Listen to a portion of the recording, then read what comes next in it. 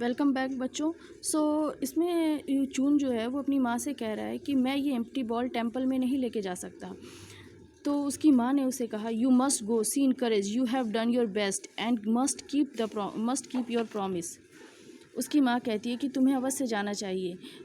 वो उसे इनकरेज करती है कि तुमने अपना बेस्ट दिया है और तुम अपनी प्रॉमिस को पूरा करोगे। Although Chun felt sad, a little embarrassed, he carried his empty ball up the steep stone and stepped the that led the temple. When he arrived at the top, there was so many plants that it was easy to hide his empty ball among them. हालांकि चून को बहुत ही चून ने काफ़ी embarrassing उसे feel हो रहा था, महसूस हो रहा था, लेकिन वह अपनी एम्प्टी बॉल को लेकर गया और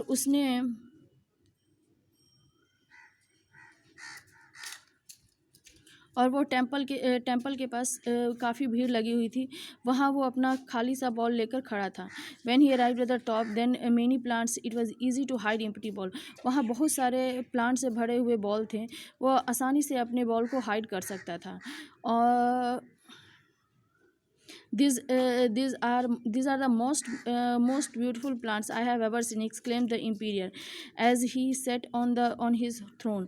As he stood up and walked around, he noticed the empty blue and white porcelain bowl behind his big plant.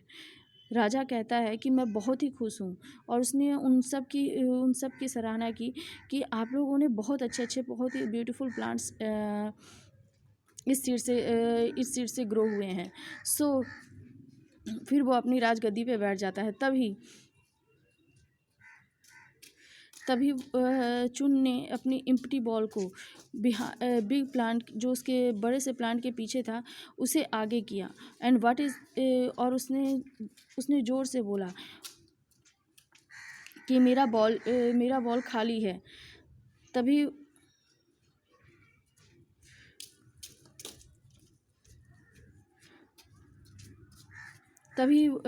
कहता है, what is this, he question the holding the ball in his hand. Chun try to hide but those near him laugh and push him forward. वो कहता है यह क्या है, he question and holding the ball. उसने अपने ball को ऊपर आगे खड़ा किया और वो कहता है यह क्या है. और चून ट्राई टू हाइड, वो चाहता तो वो अपने बॉल को हाइड कर सकता था, लेकिन उसने अपने बॉल को हाइड नहीं किया.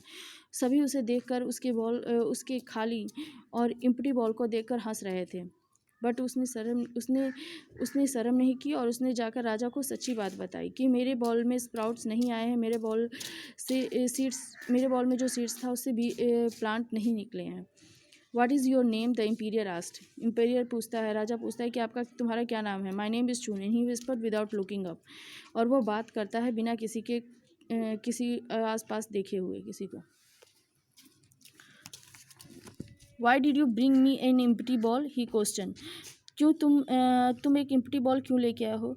माई seed didn't grow, Chun replied, I fail. You didn't fail, the emperor said. Last year I passed out seed and told you all the plant them, but seed I gave you had been boiled. None of them could have possibly grown. He raised his voice and spoke to the crowd. When you found out that your seed would not sprout, you substitute other seeds.